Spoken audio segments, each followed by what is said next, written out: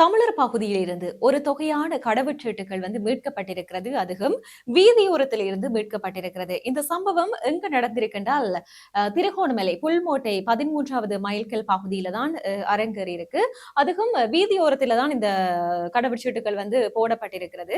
அதோட இந்த 7 கடவுச்சீட்டுகள் அங்க கைவிடப்பட்ட நிலையில இருந்திருக்குது. அந்த 7 கடவுச்சீட்டுகளுமே இளைஞர்களுடைய வெளிநாட்டுக்கு சொந்தமான கடவுச்சீட்டுகள் என்று சொல்லி போலீசார் ஒரு தகவல் ஒன்றை சொல்லி இருக்கின்றார்கள். அதேவேளை போலீசாருக்கு கிடைக்கப்பெற்ற ரகசிய தகவலை அடுத்து நேற்றைய தினம் மதியம் இந்த அவ்வளவு கடவுச்சீட்டுகளும் மீட்கப்பட்டிருக்கிறது.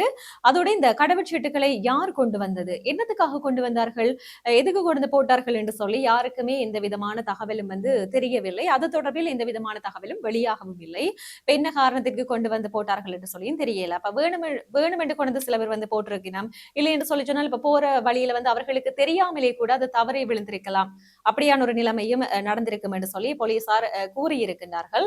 எனவே தற்பொழுது இந்த கடவுச்சீட்டுகளை கைவிட்டு சென்ற நபர் யார், எதற்காக கைவிட்டு சென்றார்கள் என்ற விடயத்தை கண்டுபிடிக்கும் நடவடிக்கையினை போலீசார் தீவிரமாக முன்னெடுத்து வருவதாகவும் கூறியிருக்கிறார்கள்.